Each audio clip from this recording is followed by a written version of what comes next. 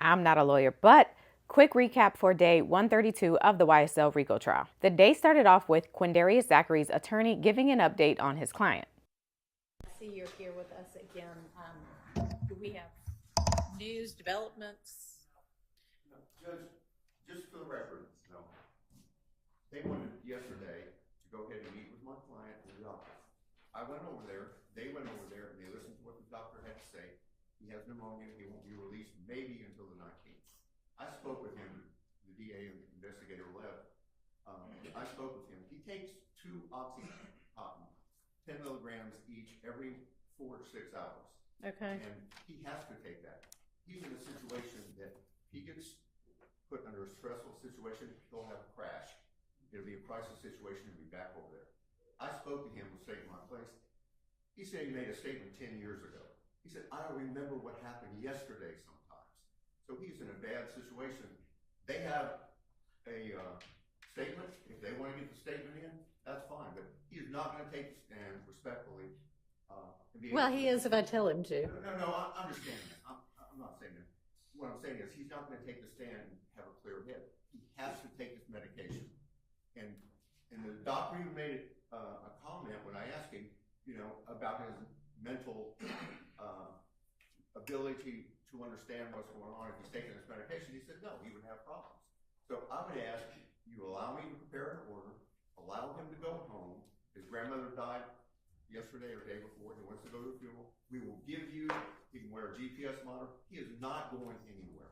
He's extremely sick. Ms. Love. Reasons that are apparent. We had someone there, and I was appreciative of Mr. Scheib going with us. But what the doctors said is that medication would not affect his ability to recall, to think clearly. And in fact, he could have been released as early as today. And they said that they would keep him no later than the 19th. The touch of pneumonia is not what is keeping him. What is a touch of pneumonia? It is his reported pain level that he has given them that they are keeping him to monitor.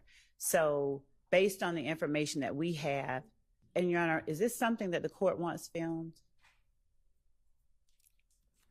Doesn't matter to me. Go ahead. Okay. Based on the information that we have, I don't believe that a conversation regarding where he goes from the hospital beyond here is necessary, because once he is released, we would like him to be brought right here to put up his testimony before there is anything else that interferes with his appearance and compliance with the subpoena he's been served. All right. Just one more thing. I asked the district attorney yesterday, she gave me a copy of the material witness warrant. She said she would. And I will. We go ahead and allowed us to speak to the doctor with the DA. I asked her for that this morning. She doesn't have it. So I think I'm entitled to that because I think there's some problems with it, but the only way I can address it is through you, because she's not giving it to me. She said she would.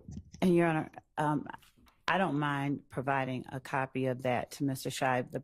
The issue, and that's a wholly separate issue from the matter of what's going on right now. And I believe that part of what is happening is related to what Mr. Scheib and I conversed about 2 days ago that I will not broadcast to the world. But I believe that we need to handle his client's compliance with this subpoena and his appearance in court. And we'll give him whatever he needs. He hasn't told me what he believes is a problem with it. Well, I guess he hadn't seen it yet. Ms. Percival, we have a copy, don't we? We can give you a copy right now. Judge, what I'm asking is just release him, let him go back. I understand that's what you're asking, but I'm not going to do that. I already have given the okay that as long as, and it sounds like the doctors aren't saying that he's not able to testify. So if he's going to come from the hospital upon release to here to testify, that may be the best way to handle it, and then he'll be finished, and then he can. That's fine, just as long as the court understands if he's made to come here and put in a crisis situation, he could die. I mean, his situation is bad. And understand. All right, well, I understand that that's what he is representing to you, but he also might potentially have reasons to want to make it seem as dire as possible. And I would think that we'd be able to trust the doctors with regard to, did Ms. Love, and maybe this is something to approach about, but do you have, I understand that you said that the doctors said the medications he's taking shouldn't have any impact on his ability to think clearly or recall. Did y'all at all discuss anything about, is he in some kind of a condition where any amount of stress is going to make him fall out and die? Well, yeah, I'm asking Ms. Lev, hang on just a second. Actually, our investigator and another chief ADA went down there, and the indication that he gave was that it would not harm him, because I believe that Mr. Scheib broached the question of the impact it could have on him, and the doctor indicated that it would not have an adverse impact on him. But to be certain, I would rather that particular ADA or the investigator that overheard that conversation relay it more accurately as we can. But that is my understanding of what they said. And we can certainly have medical, people on standby. Okay. Well, I was there and listened to the doctor. That's wrong what she's saying. He said it would have an impact. He takes 2 OxyContin. He said it would have an impact on him. It'd have an impact on anybody. But that's fine. All right.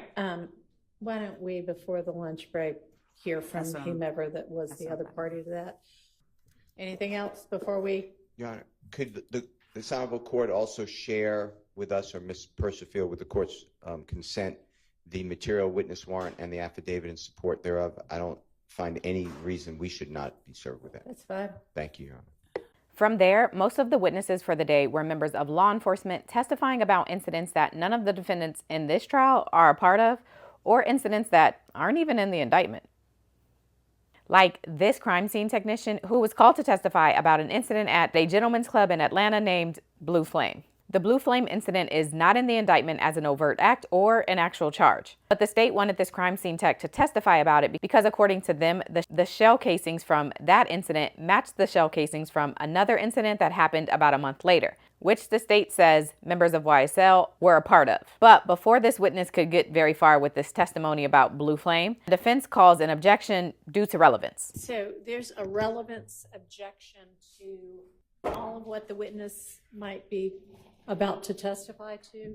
Your Honor, these shell casings that were collected, this location is just down the street from Club Crucial. And so, Your Honor, as we're talking about the shootings and the violence that has occurred throughout this investigation, we believe that it's relevant because it tends to show that this particular firearm was used in at more than one location and more than one incident. So the connection of the locations by shell casings is not like it's 2 years earlier. It's the proliferation of violence and the location of the amount of violence caused by these weapons that have been used in these various shootings, we believe is relevant. Okay, and is the weapon that matches both of these also, was it found in the possession of anybody who's alleged to be a YSL co-conspirator? No.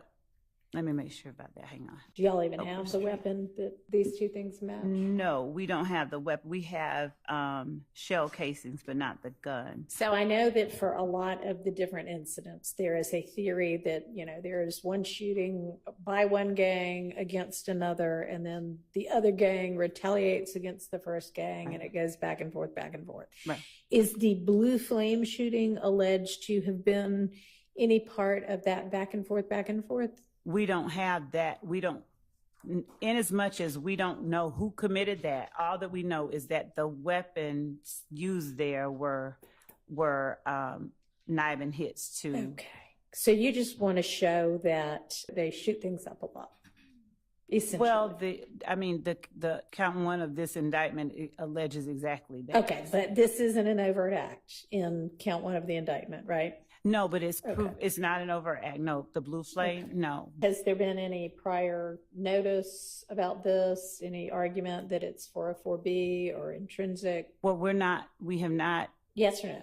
no, I don't think we have, no. All right, I'm going to But this- sustain that relevance objection. I'm going to exclude it based on relevance, 403, lack of notice. Your Yes, Honor, ma'am. well, Your Honor, in as much as it has produced a NIBIN hit and that they have known, we have provided that information from day one. This is not something that has been kept. This has nothing to do with anything. Your Honor, if I may respond briefly. I mean, Your Honor, it's the state's circumstantial theory, evidence. right? It It's is the state- circumstantial evidence. It is the All right. And I mean, yes, you can prove your case based on circumstantial evidence. You have a right to do that. But I do not find that this blue flame incident is intrinsic to the issues in this indictment. So I am excluding it. Thank you very much. All right, ladies and gentlemen, you will notice that there's a different witness in front of you right now. And I'm going to instruct you at this time, you are to disregard the testimony of the last witness. If you'll swear this witness for us. That didn't go Attorney Love's way at all. Now, the other thing worth highlighting from today is witnesses. There were a number of issues regarding the state having witnesses ready, the state providing an accurate list of which witnesses were going to be called next, as well as the state not informing the judge or the media about witnesses that shouldn't have their face shown to the public. Just watch these clips. All right. Thank you so much for your time. You're excused. Call your next witness.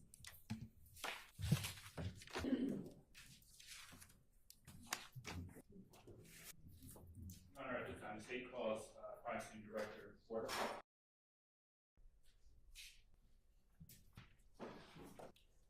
I'm just wondering why this person's not walking in the door right now. Y'all, the other person's been out, and there's no harm in them passing by each other. I actually, I mean, I'm not trying to be a stickler, but any little bit of time we can save, everybody would appreciate. Y'all keep skipping around. You will tell everybody it's going to be witnesses A, B, C, D, and E. And then it's witness A, witness E, witness D, witness B. I mean, y'all can't keep your order straight either. He was supposed to be the last witness of the day. Y'all can change it around if you want to, but. And not only that, Your Honor, but circumstances obviously change and we have to adjust. I'm not faulting you for not having him on last week's list because things changed. But I am saying that if you have concerns about a witness being filmed, then please raise it maybe that morning if that's the first you're going to call that witness, and not after the witness is in the courtroom and has been filmed. I don't disagree. Okay? Because there is nothing I can do about the fact that he was filmed. So with regard to further filming of him. We are asking that he not be further filmed. Okay.